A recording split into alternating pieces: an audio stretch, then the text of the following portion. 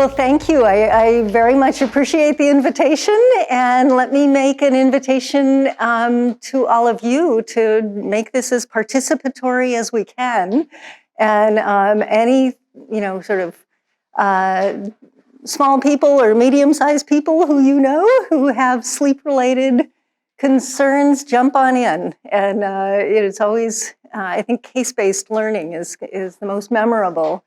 But what I put on your handouts, and we'll pass around some sleep logs, is some of the, sort of more obvious things about sleep, about human sleep, and then some of the not so obvious things. And the idea here, and pardon my rather pathetic artwork, but is to give you a framework for making sense of any sleep-related questions or sleep-related concepts that come up.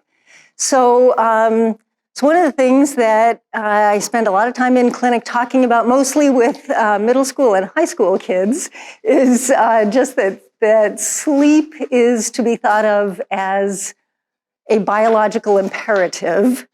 Just like hydration and nutrition and so forth, that serious sleep deprivation can be a form of torture, yes, and milder forms of sleep deprivation can be really very serious in terms of the impact on mood, attention, behavior, motor skills, speech and language skills, and so forth. And so to have kids and adults too be thinking about sleep really as an essential function, neurologic and otherwise, function of our daily rhythms or nightly rhythms, as the case may be. And sleep deprivation can manifest so differently in different people. One person might be very crabby, right? Another person might become a total space cadet. Another person may have trouble with their motor coordination. They particularly see that in toddlers and babies. They start to lose their motor skills, right? When they start to get tired, they get clumsy. Speech and language skills, you're not as articulate when you're sleep deprived. You have more trouble retrieving memories and retrieving words, right? So, it's interesting that much of the research about sleep deprivation comes out of military branches, because we've got service people who are working long shifts. It comes out of medicine, so medical residents and interns who we now have work limit requirements, largely because of medical misadventures with sleep deprived interns and residents. We have sleep deprivation research coming out of NASA, sleep deprived astronauts, right? Anyway, so very, very interesting, huge body of research that can be applied to pediatrics quite nicely. And then the second part of your handout, what I wanted to go through is a framework for thinking about clinical sleep medicine across the lifespan. And different kinds of common concerns or common complaints that will come up for different age groups. So to be thinking developmentally, and then start with that. And then when we're dealing with kids with neurodevelopmental conditions or chronic health conditions, special health needs, we'll put that on top of our baseline, the foundation. And then I'll talk a little bit about how to use a sleep lab, when to use a sleep lab, and how to use a sleep lab.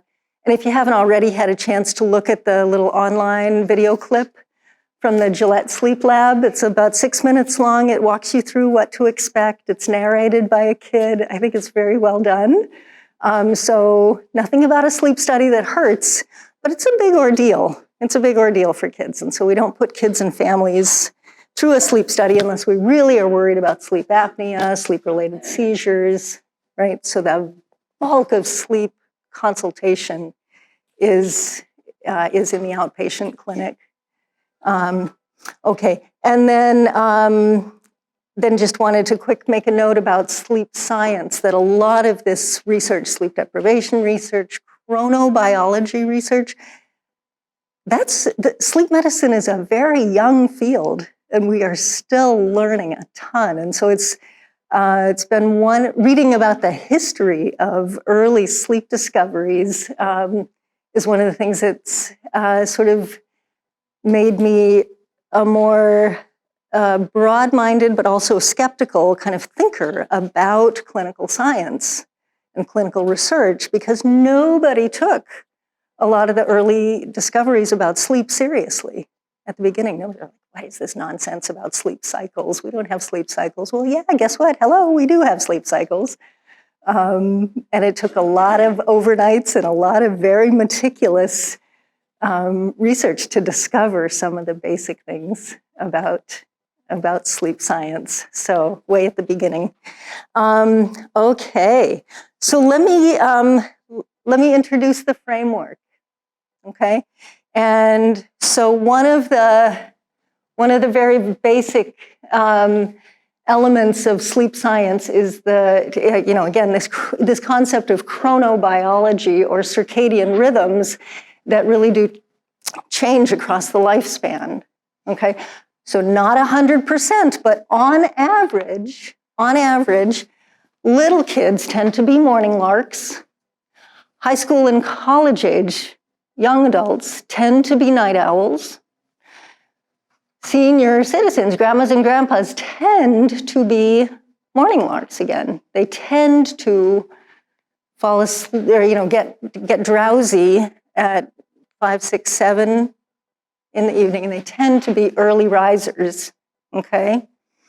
Clinically, there are certain kinds of neurodevelopmental disabilities where one of the clinical features is a circadian rhythm issue. So, for example, if any of you have cared for a child with Smith-Magenis syndrome, tends to be even in the middle and high school years, tends to be a syndrome of early bird, early risers. So this is what's called advanced sleep phase.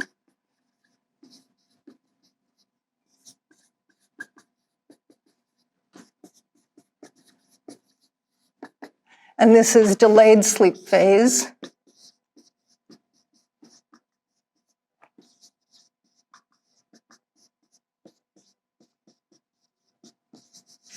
And then this is advanced again. Okay? And so let me show you what that looks like practically.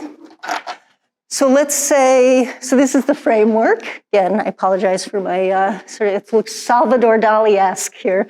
But anyway, so here's the timeline, okay? And then if we're gonna say that a more conventional sleep phase is, give or take, 9, 10, maybe 11 p.m. until 6, 7, 8 a.m., okay, we wish. Then the night owls are going to be these kids who are not falling asleep until 1 in the morning, and then on a holiday, they don't want to get up until 9 or 10. So that's kind of a typical teenager kind of, sleep phase. Your morning larks, these are the kids, and this is 6 p.m. Oh, no, hang on. Yeah, 6 p.m. So the morning larks, these kids often will be exhausted after school, and they're going to want to fall asleep at, 6:37 p.m. sometimes, right? And then they're going to be up at 4 in the morning, driving their parents berserk. So clinically, these kids might present with my kid is up at 4 in the morning and I'm exhausted. And, and a child with neurodevelopmental disability is going to need supervision. This is exhausting, right? This is the kid. I cannot get this kid to fall asleep. I cannot get he says, even if I take the iPad away, I'm there stewing. I cannot fall asleep no matter how hard I try. I cannot get up for school. Late for school, missing the school bus, crabby in the morning. Those are the kinds of things. Okay, so this is bread and butter, pediatric sleep for high school kids. This is less common, but it's a very big deal for families when this is the reality. These are the kids who, right after school, extremely crabby, or who can hold it together all day long at school and then have just great big meltdowns when they get home from school, falling asleep in the dinner plate, that kind of stuff. We'll come back to a little bit of that, but let me just move on to the next one. So sleep requirement. So that's sleep phase. Again, this is delayed sleep phase. This is advanced sleep phase. And these are just the technical. Nobody talks like this. I don't talk like this in clinic. Nobody can, yeah. So we'll just say early bird versus night owl. Okay. And then sleep requirement, I put kind of the ballpark, for those different age groups, I put the ballpark, sleep requirement, amounts. So a typical sleep requirement might be about 9 hours. 9.5 hours is what's, out there for high school kids. For adults, boy, if you can get 8 hours of sleep, who gets 8 hours of sleep? You don't have to raise your hands. Nobody gets it, right? Okay. Get 8 hours of sleep if you can. Some kids really are biologically long sleepers, okay? So they might have a sleep requirement that is longer, okay? That's not uncommon, yeah? I have a question. Yeah. I have 2 teenagers. Yep. And I have one that's almost a teenager, but they're all of the delayed, right? Yep. So then what I find is that they all have these super early school start times. And Yes. I'm trying to drag them out of bed in the morning. Yes. But then they also have homework and they can't go to bed and they're just not tired until later. And then we turn off screens hours before. So Yep. it's not additional screen time or anything. Yeah. And then on the weekends, they sleep in until noon to Yes. try to make up for that sleep. Yep. They're missing during the week. Is there any way to retrain them?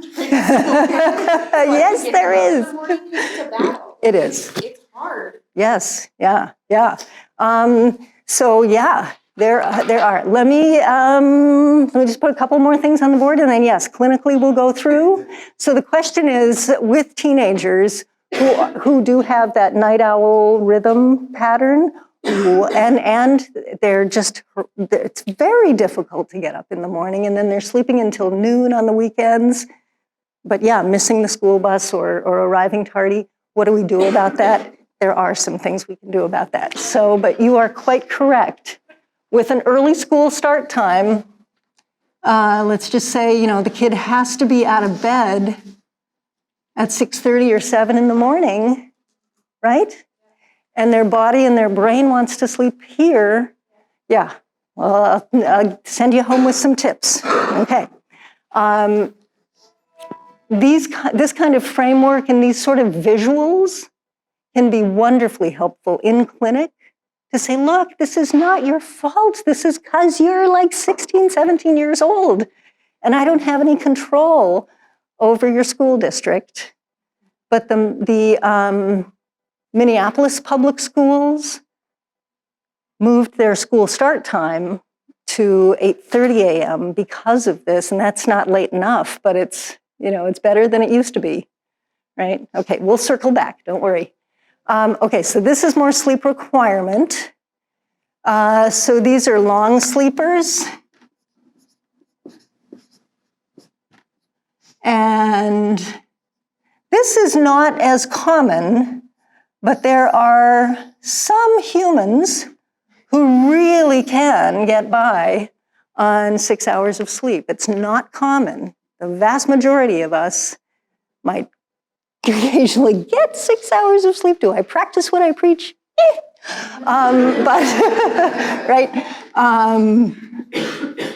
But really, you know when you're sleep deprived and you're not getting enough sleep, and it just your body doesn't feel good, your brain doesn't work well, right? So this is rare that this is really a true thing. And yes, there are some neurodevelopmental disabilities. Angelman syndrome is an example where on average, most kids with Angelman syndrome are short sleepers. And then there are some other conditions where kids really are long sleepers. Okay.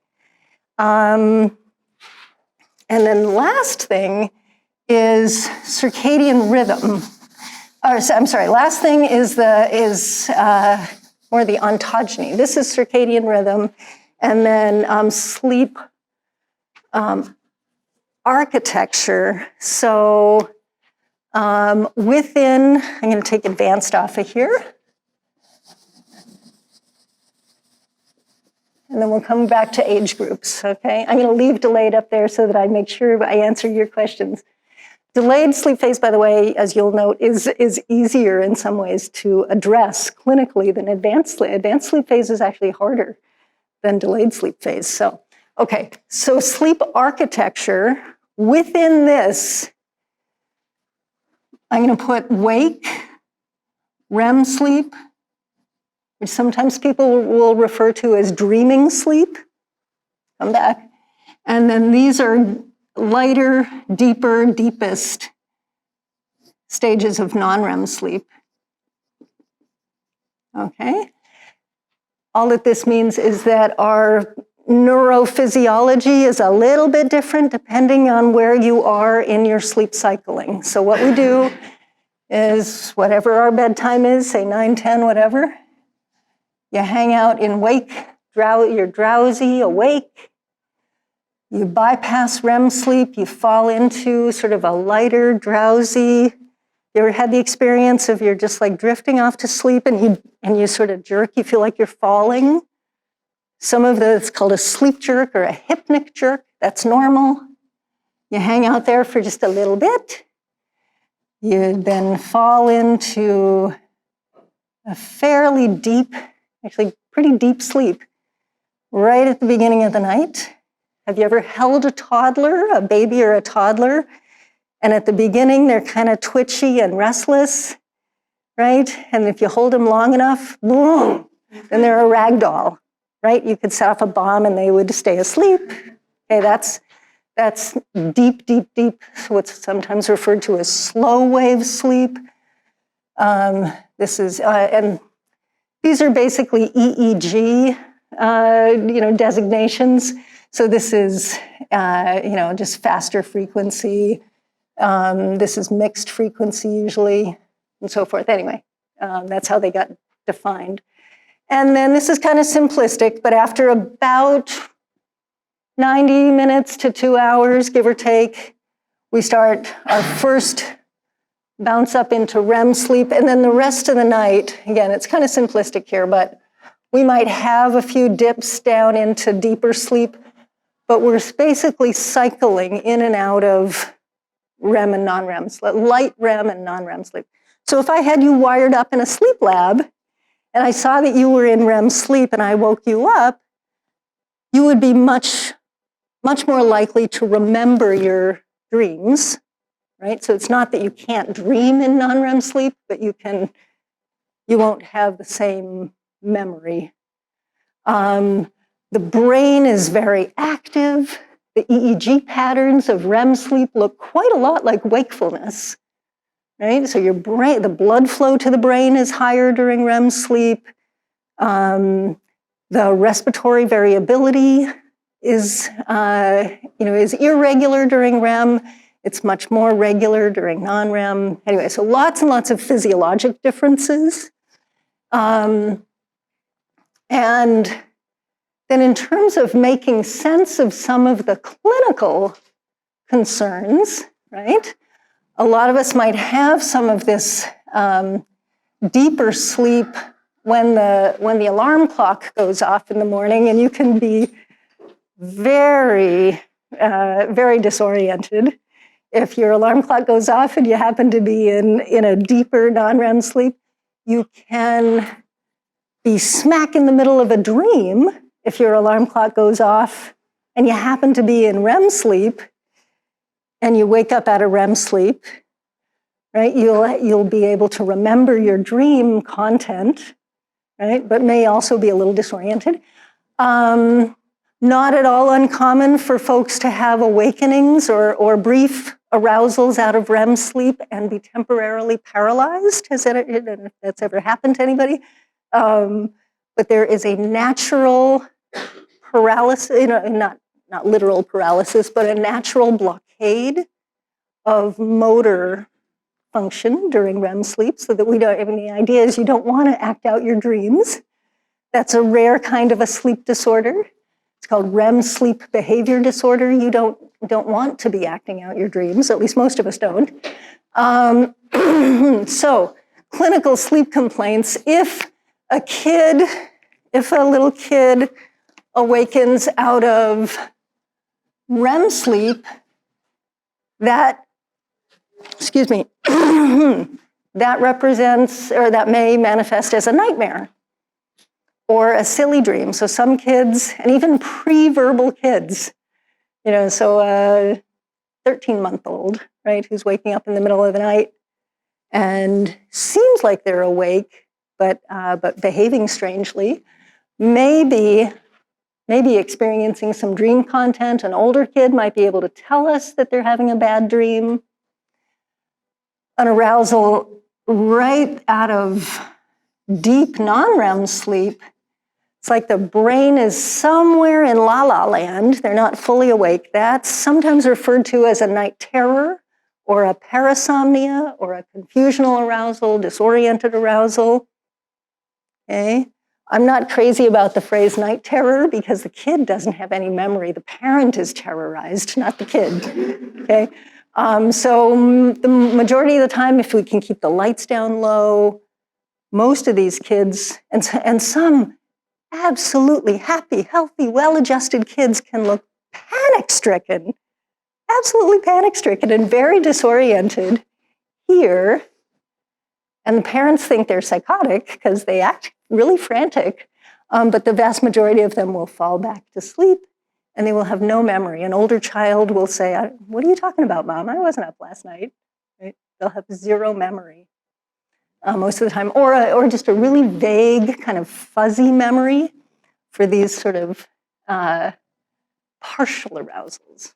Okay, but they may very well remember their night, dream content coming up out of REM sleep cycles, if that makes sense. Okay. And then, let's see. Then the sleep changes across the lifespan. Let me just give you one more bit of framework, and then we'll jump into questions and stories, and maybe start with your question about sleep phase delay, since that is super, super common, and it's also been, it's one of those things where there are layers. Yeah. Oh yeah. Yeah. I have not done my job unless I send you home with some hopeful ideas. But one of the things that I absolutely love about sleep medicine and about developmental behavioral pediatrics is that it's one of these fields where you've got, just sort of very basic science and then very, rich family stories and clinical stories, and you never know what's going to roll into clinic or ambulate into clinic, whatever. And then more, like a societal layer, and then a sort of an illegal policy layer, right? So the Minneapolis Public Schools changing, voting to change their start time. It has been a great, big battle, public health battle in the St. Paul Public Schools, and I think they finally made the decision to shift. And at least for some of the school districts, it's taken at public policy level or the school board level, it's taken the sports coaches to say, we're sending more kids to state competitions because they're better, they're better rested and they're better athletes. Yeah. I'm really curious if if Minneapolis might have considered a later time, but because they switched to the high school students, especially using the city bus to commute, like that morning time between 7 to 9 is the busiest time for buses. So I was wondering if you heard about It has been a very big barrier. That's been, so the question is, how does student transportation relate to some of these policy decisions around school start time? So yeah, if you have one fleet of school buses and you gotta use those school buses for the elementary kids and the middle kids and the high school kids, then yeah, it is a challenge. Some of the concerns that are raised is, even though little kids, are not so hard to wake up in the morning, do we want them standing at a bus stop in the dark in Minnesota in the winter? That kind of stuff. Can the older kids safely use the city buses? Safety is the top priority, obviously, and then rush hour, busyness. Are they arriving tardy because the bus was full and flew right by them? All that kind of stuff. So yeah, it's complicated, but it can be done. It can be done. Okay, so last bit of framework, and this has more to do with lifespan and sort of developmental changes. There's a phrase, ontogeny recapitulates phylogeny, which basically means that human development in some ways follows an evolutionary pattern, right? So sleep, if you think of sleep as a biological, neurological function, it really changes across ages. So I'm just going to take the timeline off of here for a moment and move it up. So again, here's roughly midnight. Here is 6 a.m. Here is 6 p.m. Okay, so little babies might have not yet developed any kind of circadian rhythm. Little tiny bits, but they tend to sleep in chunks around the clock. So a baby's sleep is going to look like this. Some shorter chunks, some longer chunks, right? And most newborns need to nurse or feed every few hours, right? So some of this, right? So there's not a ton of circadian rhythm. Naturally, when you bring your baby home, there's going to be day-night. There's going to be sunlight and dark rhythms naturally. In newborn intensive care units, not until like the 1990s when a lot of sleep research came out, they make a concerted effort to put blankets over, incubators and dim the lights and have warmer, like orange and red light at night, more full spectrum. Sunlight is the very best full spectrum light, and how lovely to have a bright sunny room here.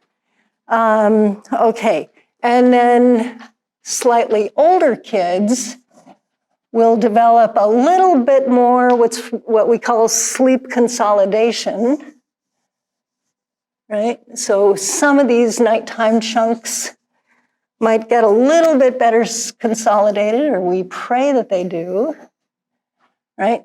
But they're still much more prone to some night wakings, and toddlers ought to be taking still at least a couple of daytime naps, and then you start to see, and actually if we have those sleep logs, the bar graph type of sleep logs, we start to see what looks like a little bit more of a circadian pattern, with more of our sleep in the dark hours and more of our wakefulness in the daytime hours, okay? And then what tends to happen with preschool age kids is that we go down to a single nap, a little bit more sleep consolidation at night. Still on average, they tend to be early birds.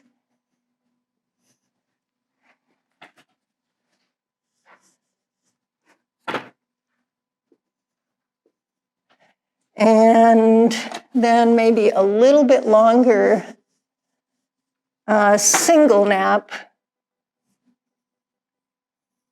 2.5-ish. And we hope that this waking in the middle of the night is going to be short, if it is happening at all. And that's, yeah. So there are a lot of preschoolers who can sleep for 11 or 12 hours at night and still take a daytime nap, right? Guess what?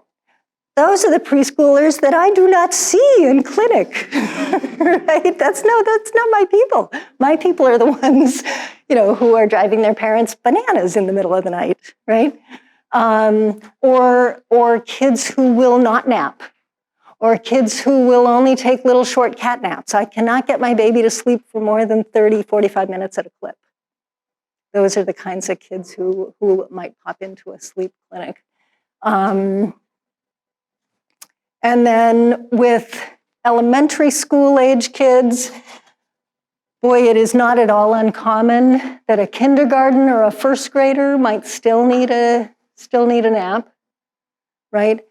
Many parents of preschoolers and kindergarten age kids who are waking during the night are super tempted to eliminate the daytime nap. Or they'll say, on days that she does nap, oh my gosh, she doesn't fall asleep until 11 p.m., that kind of stuff. So they're super tempted.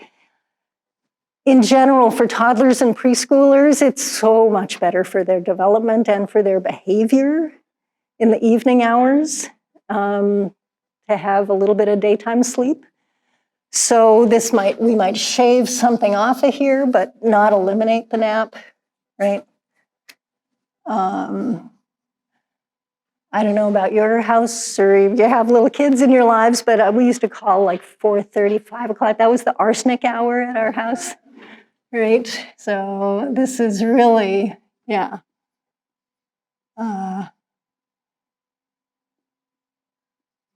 That's a super crabby time for lots and lots of preschool age kids. Okay. So, but then older elementary school age kids, it really is very unusual for a third grader or a fourth grader. It's very unusual for those kids to actually be still napping. It's not unheard of, and if they're very tired or they've, had a lot of late nights. But most fourth, fifth, sixth graders don't nap, and they tend to still go to bed fairly early, but they really do have a super solid, they should have a very solid circadian pattern developed by that age. So bedtime tends to be a little bit later. Unless we have kids on the autism spectrum or with some other kinds of, health conditions, any number of things that can cause kids to wake during the night. I don't see as many older elementary school age kids as I do little kids and big kids, like your teenage kids, right? Okay, and then ideally, after older elementary school age into middle school, high school, this might get shorter, and then it tends to get more delayed. Okay, so that's the only change there, is that this gets later and later and later, and this gets a little bit later and later and later, but ideally, it should still be pretty solid, okay? So that's kind of a developmental picture. And then if you talk to grandmas and grandpas, right, they are not only do they tend to be early birds, but they also tend to have a shorter sleep requirement. And then in a sleep lab, the EEG pattern changes. We don't see as many big, slow waves with an older person. We tend to see smaller amplitude and so forth. Anyway, so neurologically, again, thinking about sleep as a neurological function, it gets later. One of the other really cool things about clinical sleep medicine is that it draws people from all sorts of lines of work. So there are psychologists. They have a pediatric psychologist in the sleep clinic at Children's. I have lots of colleagues coming out of pulmonology. So those are the folks who deal mostly with, disordered, lung disease and breathing issues during sleep. People from ear, nose, and throat. So for little kids, tonsils and adenoids are often the culprit with sleep apnea. We see folks from psychiatry. We talk more about, the bedtime anxiety or separation anxiety, lots of issues with attachment disorder and with foster and adopted kids. And then like myself in developmental and behavioral pediatrics. As I get older myself, so are my patients getting older. So I have I have lots and lots of kids who are in their 20s and now pushing 30 with autism or developmental disability. So neurology, psychiatry, pulmonology, ENT, psychology, developmental behavioral peds, weight management clinics. Sometimes we'll get involved in this or we'll partner. Elevated, let's see. If we have snoring and sleep apnea in little kids, adenoids and tonsils is usually the culprit, or craniofacial differences, airway anatomy differences, body mass index, and overweight. Not that you can't see obstructive sleep apnea in a very slender kid, but kids with weight concerns are at higher risk. So, all right. So what I really would like to make this participatory. Let me start with your teenagers, because again, that is just bread and butter adolescent medicine. And what do we do about that? And yes, please let me invite all of you guys to just jump in with questions, and maybe we'll take a little break here in just a minute, get some sunlight and stretch. I get to be facing that way, so I've got photons coming at me. But all right. So delayed sleep phase. What can we do about this? First of all, you gotta just draw a picture for kids and say, guess what? I never had any difficulty getting you up and out of bed when you were 4, 5, 6 years old. But your body, so for kids to understand that in the very same way you're not a little kid anymore, your body has changed on the outside. Guess what? Hello, good morning. Your body has changed on the inside. Your brain chemistry, your hormone chemistry, all of those kinds of things.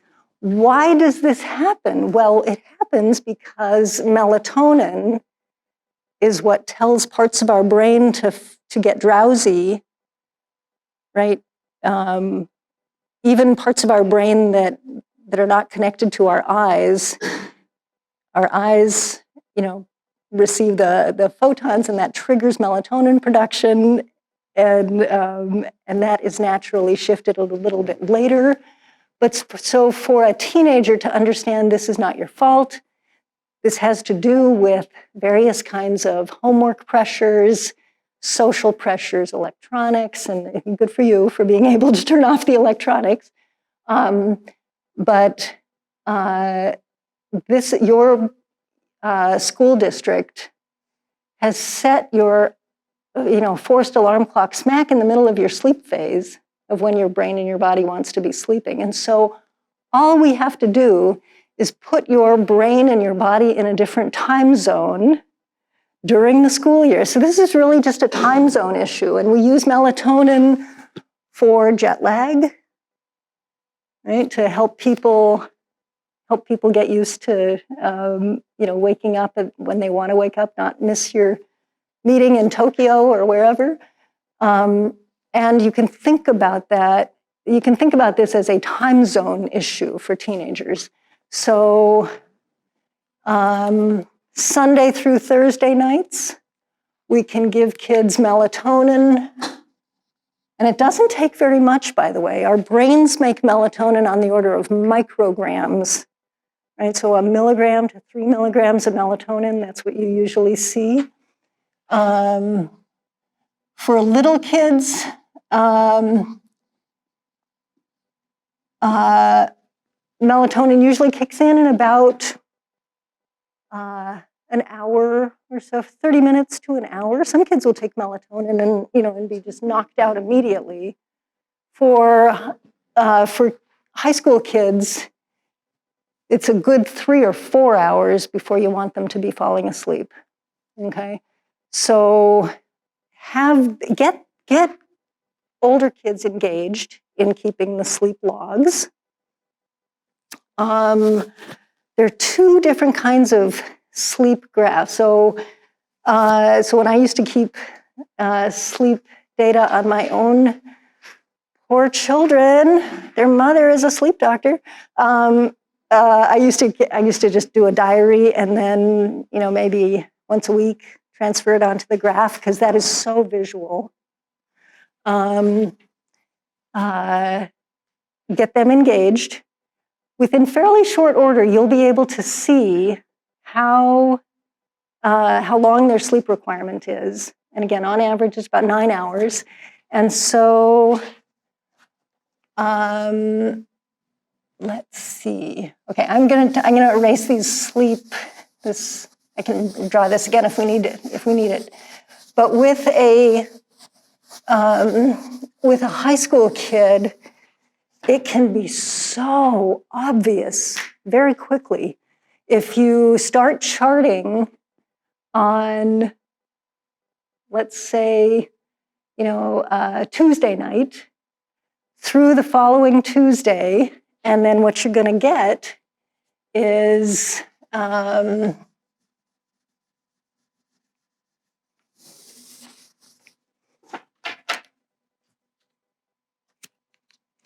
Tuesday, and then Wednesday,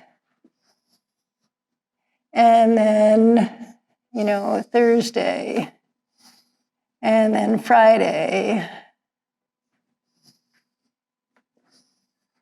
and then Saturday, right? And then Sunday. And maybe or maybe not, they get up for church. And then Monday comes, and they have all this sleep under their belt, right? And so then they really are going to be past midnight, and is Monday morning painful, right? So your teenager, picture's worth 1,000 words.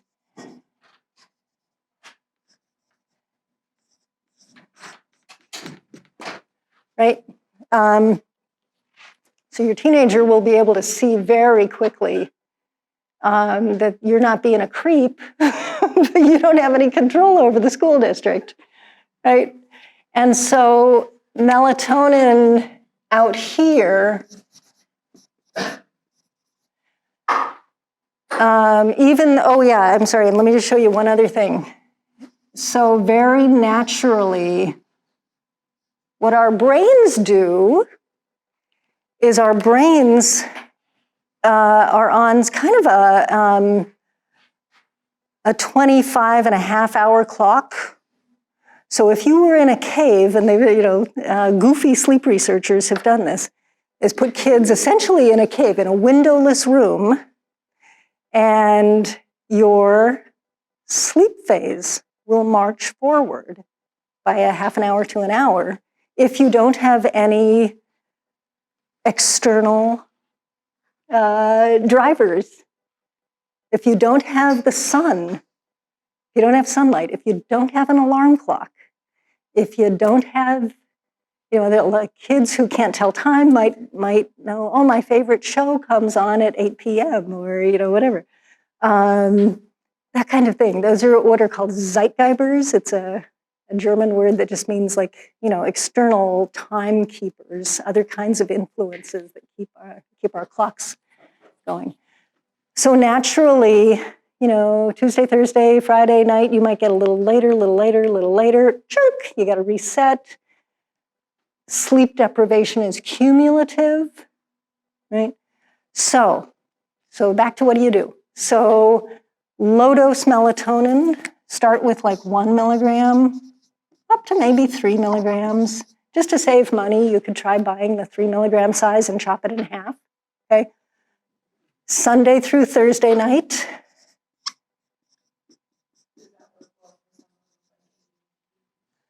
It may help for somebody with ADHD. It may not be quite enough for somebody with ADHD.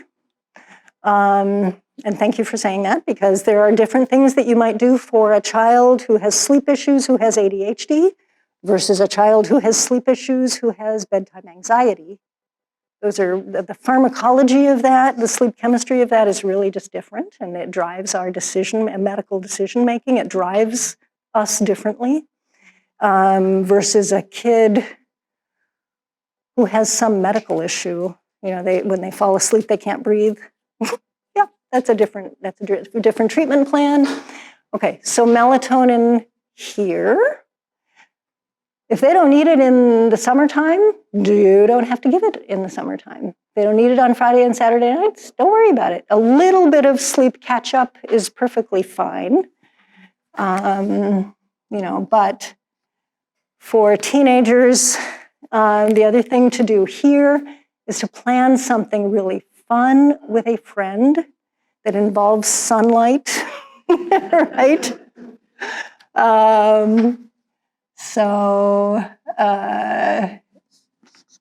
Yeah. Can people see this? I'm afraid you're not going to be able to see the red.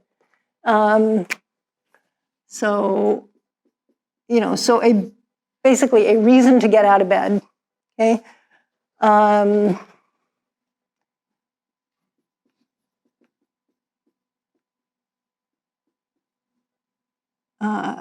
Yeah.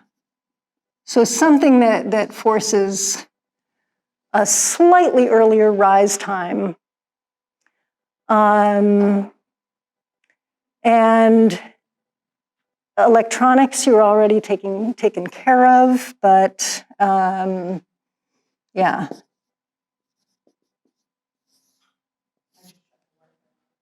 Shut the Wi-Fi off, yeah, yep. And phones are harder if they've got cell service. Games are harder if they've got games downloaded, but yeah. Shutting off the Wi-Fi, controlling the recharger cord, guess what? Oh, so sad, too bad, battery's flat. It's tough. The whole electronic thing is tough, and it's much tougher with 11 and 12-year-old kids than it is with 16 and 17-year-old kids, because they have a little common sense. Electronics, if little, yeah, right. Oh, that frontal lobe, oh boy. It helps a bit to block blue light. So if anybody has an Apple product that's a newer cell phone, it's got night shift, I make kids take their phones out in the clinic, and I'm just like, humor me, kid. And we change the default setting is 10 p.m. to 7 a.m. on an Apple product. For an iPad or the newer iPhones, I will tell kids, please humor me. we're going to reset your default settings. So you're going to open it up, go to settings, go to display and brightness, go to night shift, set the clock from 6 p.m. to 6 a.m. Okay, so basically that blocks blue light. Okay, so in here between 6 p.m., we want to have a blue light blocker or filter. If it's an Android, I don't know if the newer products have a built-in. They do. Okay, yes, it's sort of amber color, right? So you remember from your basic middle school physics, right? The Roy G. Biv, the rainbow spectrum, right? So out here, here's red, orange, yellow, and so forth. Infrared. Out here is ultraviolet, right? Whoops. The reason for that night shift thing on your phone is that this is slow frequency, where the blue light or blue indigo violet light gets to be very fast frequency light.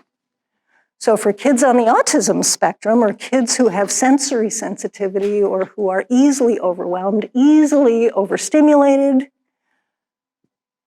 I block blue light, for 24 hours a day. If you feel like you've got eye strain, you can block, you can put a blue light filter on your device, around the clock. At minimum, though, you want to block blue light here.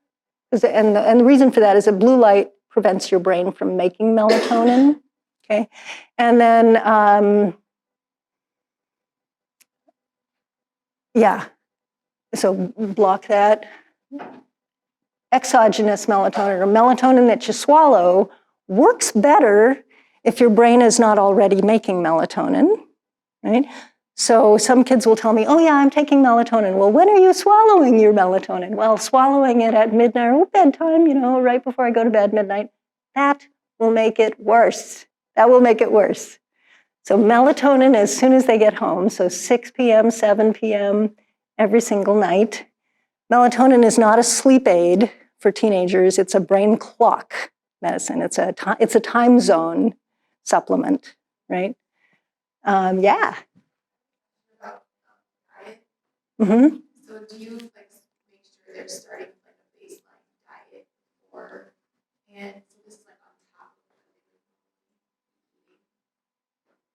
of what And baseline diet meaning any particular foods before sleep? that might be more heavy in melatonin, plus they also other foods that might help with the actual benefit of melatonin. So Yeah. there's some vitamins that I take, I know they're not as beneficial if I'm not eating other foods that would actually help my body absorb them and use them. Right, So I'm just right. curious, you start with baseline diet. Yeah. That might be appropriate for their age. Right. Yeah, so that's a really interesting question. So there are things in what kids swallow that can certainly sabotage sleep and or promote sleep. There's not a great correlation between, assuming that we've cut out real junky kinds of things, like lots and lots of simple sugars and artificial ingredients and processed foods and all that. So basic healthy diet, but in terms of the actual elements of the diet, I mean, certainly kids, again, sticking with teenagers here for a second, there are all kinds of caffeine sources, all energy drinks and all that kind of stuff. So, if there's anything like that that's sabotaging sleep, for certain kids with various kinds of metabolic condition, inborn errors of metabolism, some of those kids literally cannot fast. That's rare, though, through the night, where not only having a healthful diet, but having some complex carbohydrates and proteins and so forth But yeah, in general, a bedtime snack, that is healthful. Yeah, I don't have other. It's a really good question though. Okay, let's see. So teenagers, and then the other thing is here full spectrum light. So this is going to be red orange, and this is going to be blue light. So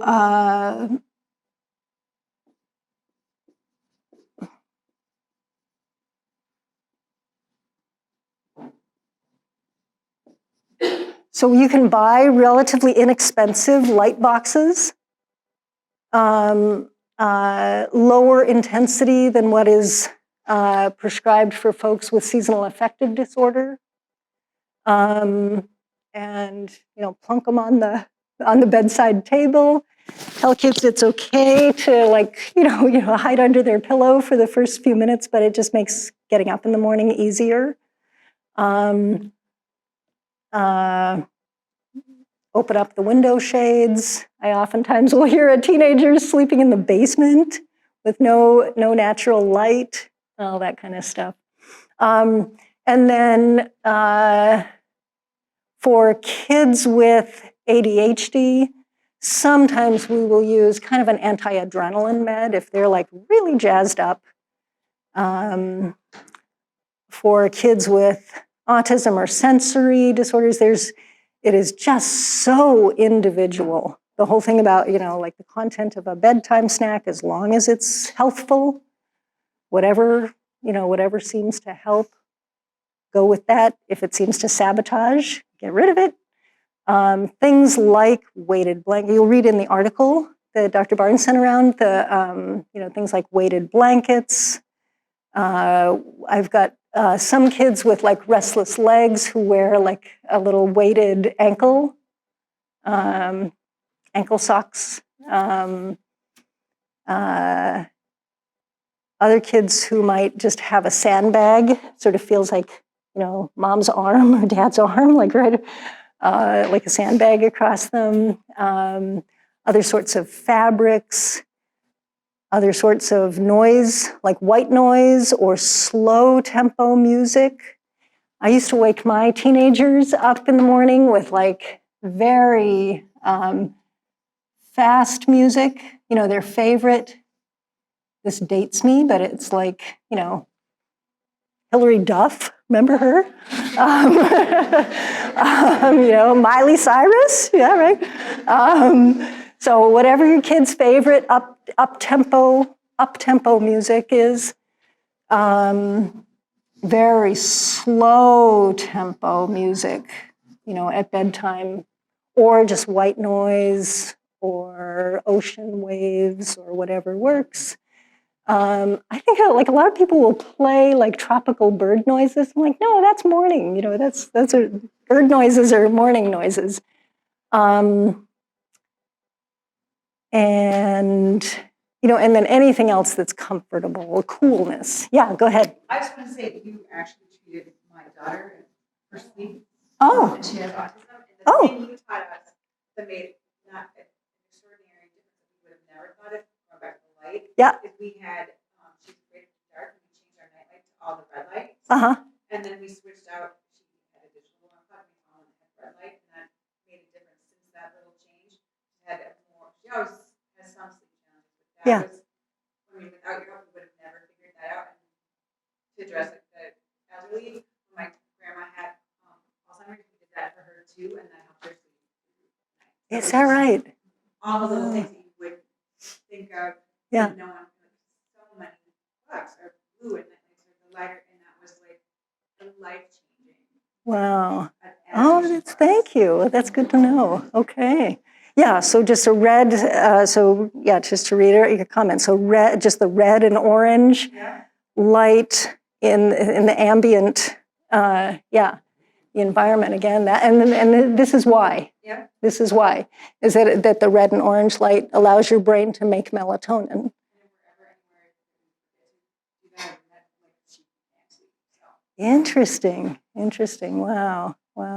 Okay. So, so we can go till like 10:15. Are people okay? Do you want to just, let me, go ahead.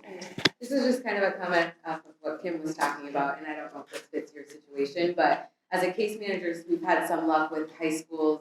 They have more flexibility these days, so we've been doing teens with like an online class at their first period, and then the parents bring them later. Yeah. And a lot of times their special ed teachers will allow them to work on that online class during like an organizational skills time later in the day, where they can get help through it and get credit for that course. Mm-hmm. Or they could do it at home or on the weekends so that they get more sleep, which has been pretty successful for a couple of my kids. Yeah. So just the notion of having an online a hybrid school day, so you have some online work, first hour, second hour, and then get physically to school, right, when your brain is a little more awake and your body is upright, yeah. So, yep, that makes really good sense. I'm a little bit of a night owl myself, and so, adjusting my workday to start no earlier than 8 a.m., but I have some colleagues who, will start their day at 7 a.m. or 6:30 a.m. It's like, oh boy, it would be a stretch for me to do. I would have to take melatonin. I'd have to put myself in a different time zone to do that. For some clinical populations, some kids, I have had to write a doctor's note to say it is not safe for this kid to start school before 9 or 10 in the morning. And this is rare, but there are some kids where they have carried a diagnosis of bipolar disorder, something like that, or they really do have bipolar disorder, and they just cannot be sleep deprived. They'll be so symptomatic. Or kids who have long sleep requirements or, other reasons for chronic fatigue, chronic sleep disturbance. I can adjust the school day if I need to. So again, just being sensitive to your rhythms and energy level. If anybody wants to just get up and stretch or we can just break for about 5 minutes or so. Okay, so what I thought I would do is just in the remaining few minutes is to just to add a couple of thoughts that came up about teenagers over here and adolescent sleep phase delay, which is common. But then move to the other common thing of little kids and medium-sized kids, and then kids with special health needs who may need to have a few little changes in their bedtime routine to improve sleep consolidation at night, okay? So what I did is I moved all of the basic points about adolescent sleep over here with a couple of things to add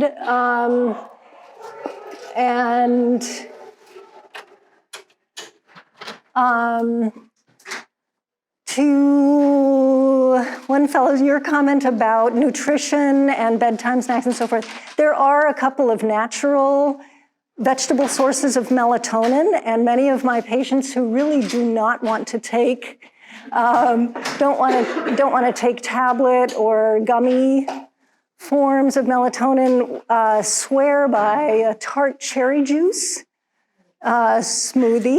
So tart cherry juice mixed with a little bit of sweetener and a little bit of frozen fruit and a little bit of whatever, soy milk, milk, almond milk, whatever you like, does the trick for a lot of kids. Pistachios and walnuts for kids who are not nut allergic have a little bit of melatonin. Broccoli has a little bit of melatonin, not much, but anyway. So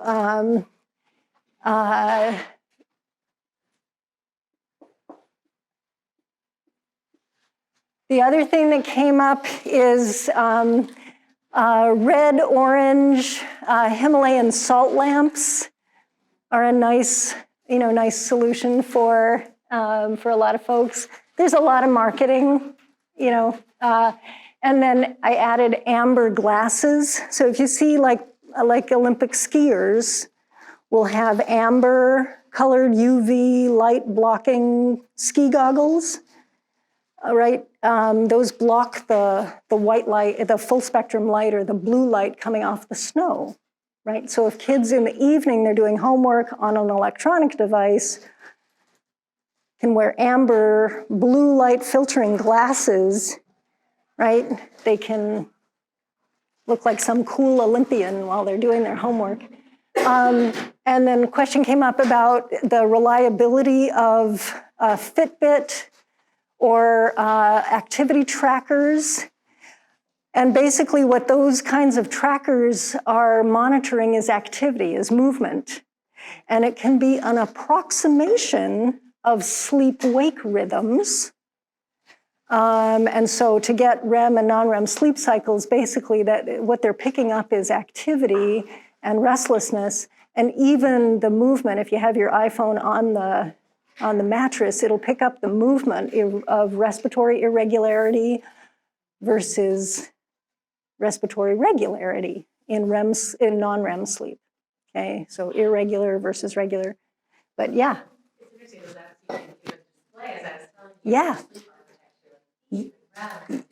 I don't know how valid it is. Yeah. They're pretty reasonable. They're not exact. They're not, the sleep lab with EEG and EOG, oculogram electrodes is the gold standard, but they're not too bad. They're not bad. Okay. I have no financial interest, no full disclosure, no interest, but the most economical kind of full spectrum light boxes that I've found that are, lower intensity than a seasonal effective is this company, that Verilux.com. So when you go online and you look at full spectrum light boxes, they can be hundreds and hundreds of dollars. They don't have to be expensive. But I make kids promise me that they'll turn them off by 7 p.m. if they've got a full spectrum light on their desk. Okay. All right, so little kids, so little kids, and let's see, Dr. Simons will take over, but I'll be around for a little while, or my email address is at the top of the handout. Please feel free. Go right ahead.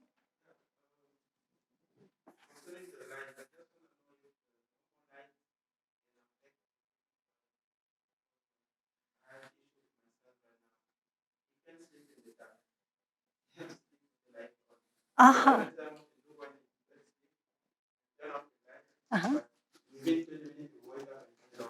Uh-huh. Awesome.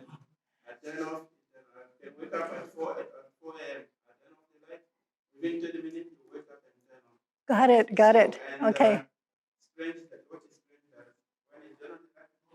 Yep. Yeah. Interesting. And what color is the light that he turns on? Is it like, it's a normal white light? You guys need to chat.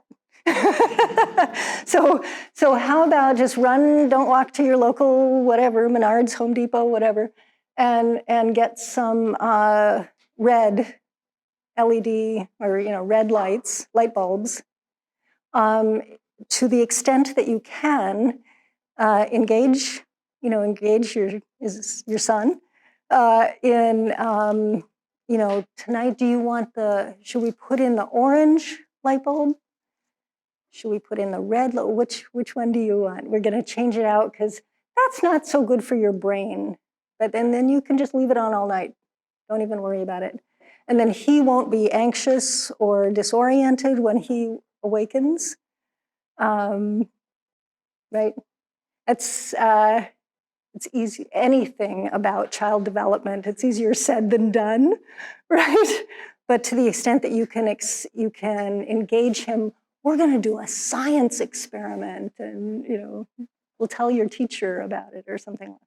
Anyway, that would be my advice. Red, leave it on all night. Same thing in the bathroom, like the hallway, the bathroom, anything that is right in your sleep environment.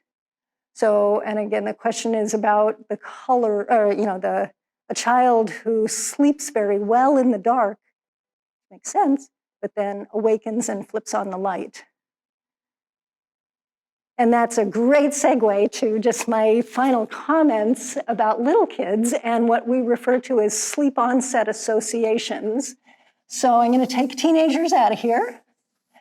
I'm going to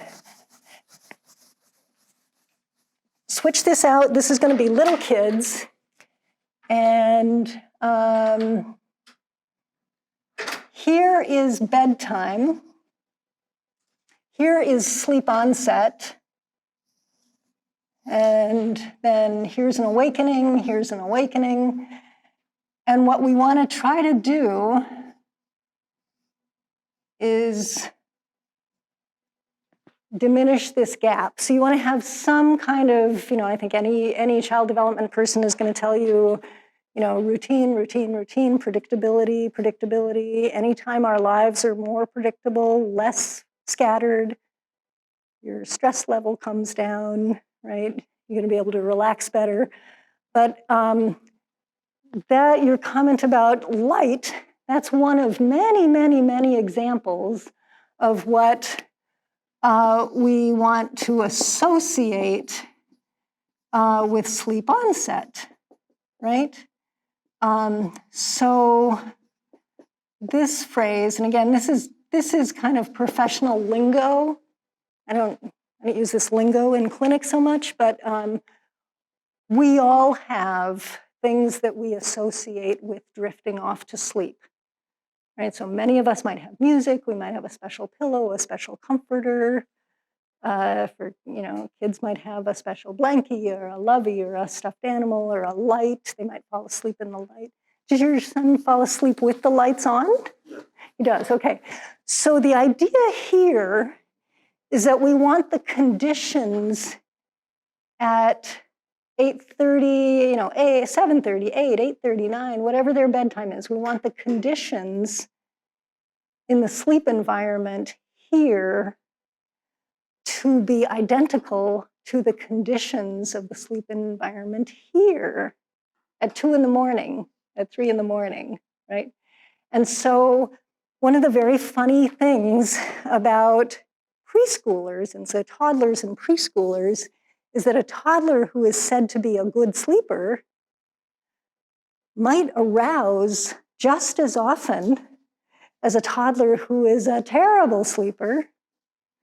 And the difference is that this toddler doesn't signal to the caregiver. This toddler or preschooler or larger kid will signal to the, we'll let you know. We'll get out of bed, we'll scream, we'll, try to climb out of their crib, we'll do all kinds of things, right? In the middle of that, we'll go downstairs looking for the iPad, we'll, all sorts of stuff. So the idea here is that anything that does not involve a caregiver, you or another caregiver, is what we want to have in place here so that they are much more independent. That's what, when people talk about self-soothing in the old days, so we, nobody recommends the literally cry it out method. That's passé. We hope that's passé. You don't want any kids' sleep onset association to be screaming and vomiting and, being, terrorized. But we do want kids to learn how to self-settle, okay? And this is, up in the top of the handout, that I mentioned just the sociocultural side of this, right? All over the world, kids co-sleep with parents. And so there's nothing intrinsically wrong and something very, very cultural about this business of having kids sleeping in a separate room. So if that is the family's preference, we can engineer that. If the family's preference and if their culture dictates that they are co-sleeping, then we'd want to do that safely. We want to make sure that small kids, babies, are not sleeping on couches. They are not sleeping with lots of fluffy, things that they could suffocate on, that the caregiver, the co-sleeping adult, is sober and is not smoking, right, and is responsible, and there's enough space so that they're not crowded, all of that kind of stuff. But the opportunity to have a couple of sleep medicine fellows, one from Greece and one from India, and they were saying, this business about having your small baby in a crib in a whole separate room, that's weird. That would be really weird in our culture. And that would be true of many, many cultures around the world. And in this country. So we just, safety is the top priority always. Want to do whatever the family setup is safely. But even for co-sleeping kids, having them learn how to fall asleep without the parent or caregiver lying down next to them is also something that we can engineer, and it is also something that will confer better sleep consolidation. Okay, and when I say sleep consolidation, I'm just going from here to here, okay? With maybe some arousals, and you would be no more the wiser. They could turn over, you wouldn't know. Or they could get up and they could look at a book and then back. They would not signal to you. So again, whether it's in a co-sleeping bed or a separate crib or a separate bedroom or whatever, anything that's quiet that they can learn, looking at books or cause and effect, baby lullaby box with a push button. If the child is developed enough to have a good yes/no response or a cause-effect response, those little crib soothers, a special lovey or a cuddle thing. Again, nothing with bells or whistles or lights but little action figures, little farm animals. Knock yourself out, kid. One of my own kids was nutty. Again, this dates me. Beanie Babies were all the rage, and Polly Pockets were all the rage. So they would have mountains of Beanie Babies, and and then I would go in with little squares, little bandanas, or little squares of polar fleece, and say, what, honey, it's time for Giraffe to tell your flamingo that it's time to go to sleep. So do you want to put the little pink blanket on Flamingo, or have Giraffe put the blue blanket on Flamingo? I'll be right back. I gotta go help Daddy take out the trash, whatever. So you want the kid to ideally play themselves to sleep, talk themselves to sleep, sing themselves to sleep. The wheels on the bus have to go to sleep, whatever it is. But anything that doesn't require you is what's gonna allow the kid to have some self-entertainment skills. So it's either going to be self-soothing skills, which is what you read about in the sleep articles, right? I need to self-regulate. I need to know how to cuddle with my blanket. So it's going to be self-soothing skills and or self-entertainment skills. And then some of those, I think there's an okay to wake clock. That's a product that's just nicely concrete for kids. It's red with the alarm clock, and then when the alarm goes off, the light turns green. Hello, it's time. Now you can open up your window curtains. Now you can call out for, mom or dad or whoever. Now you can get up out of your bed, all that kind of stuff. But when you're in your bed, here's your bookshelf. Here are your farm animals, whatever. So this can be any number of things. It could be a red or an orange light that can stay on all night long, dim, really dim. Yeah, so if you can find like little red holiday lights, if you can find a 15-watt red light bulb, something like that. Slow tempo music. I've got one little kid who they swear by Pandora Spa, or Spotify, whatever, hey, Alexa, play elevator music, whatever, really boring, slow tempo, So think of red light is slow frequency. There's a whole lot. You probably know the research about television media. There's a big difference between Sesame Street, high tempo children's media, versus Mr. Rogers' Neighborhood, right? So very slow tempo, or even, I think of like what are some of the more, Daniel Tiger. If you look at Daniel Tiger versus SpongeBob SquarePants, lots of screaming, lots of stimulation. Daniel Tiger teaches self-regulation skills, right? So a huge difference in media. But basically with music, with light frequency, we're looking for slow tempo. For kids with anxiety or other kinds of self-regulation difficulties, I know we're about out of time, de-escalating the arousal system is absolutely critical. And there are any number of ways to do that. Last thing about chronobiology, one of there are all kinds of rhythms you can just sort of look about. Growth hormone gets secreted during the night. Cortisol, stress hormone, drops and then rises first thing in the morning. That's why we get a morning cortisol level. Core body temperature drops. And the nadir for core body temperature, your body wants to be cool at about 3 in the morning, right? So that's a very common time.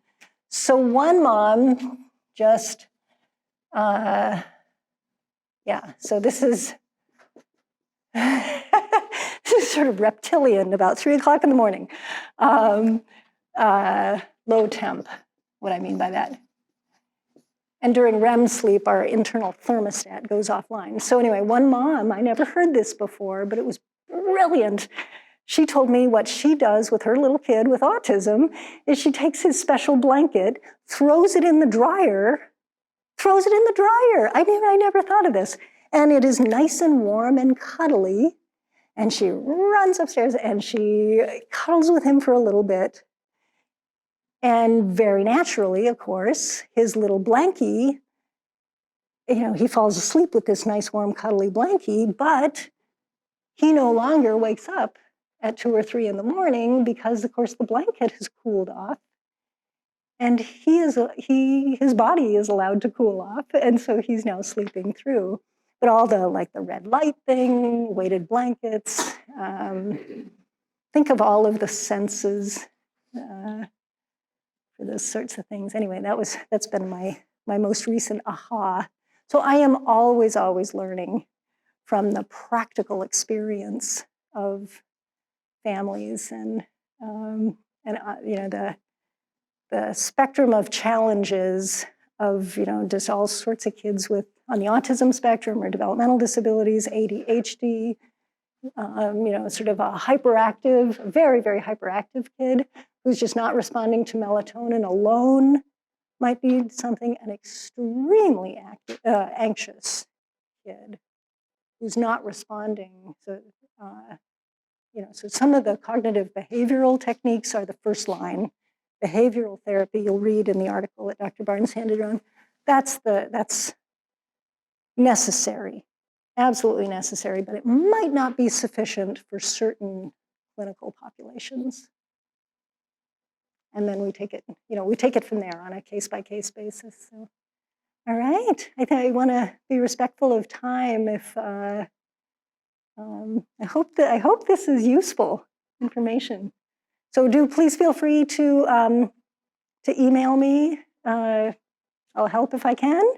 And then the little clinic that I work in Eden Prairie, I'm usually there on Saturdays and Sundays. And then as we were saying before, I do telemedicine visits, which are just fabulous for this kind of thing. If it's just, I meet kids in person the first time, and then, I get to see their bedroom. If I do basically a virtual house call, makes all the difference in the world. I can meet their dog. I can, meet their giraffe and their, flamingo and their, and see their crib or their bedroom or whatever. So, all right. Any last kids, questions, comments, points of confusion? Yeah. So is it common or to snore like because we were mentioning Mm-hmm. kind of like issues and things like that? Is it common for that to happen? Because I've had some parents say that to me. Yeah. So yes, it's common. It's almost always easy to fix. If it is a very intermittent thing, they only snore when they've got a head cold or during sinus season. We would treat that medically, not surgically, right? So with an anti-inflammatory nasal spray, if it's a temporary thing. If it is also a kid who gets lots of ear infections, it's very possible they may need the nasal airway opened by getting adenoids out of there. If it's, if their pediatrician can get a look at the tonsils, you can't see adenoids on physical exam, but if you can at least get a glimpse of tonsils. Two things, I might have them stop with ENT first if it's chronic snoring, loud snoring, or sometimes kids don't snore, but they might exhibit some airway resistance. So instead of like an adult lumberjack kind of like that kind of stuff. And there's a difference between nasal snoring and with kids, I'm like, I'm not making fun, really, I'm not making fun. This is like, a kid who's going to be getting a good night's sleep. This kid, right, is not getting a good night's sleep. It's a nice way to help terrified parents who don't want their kid to have airway surgery. I get that.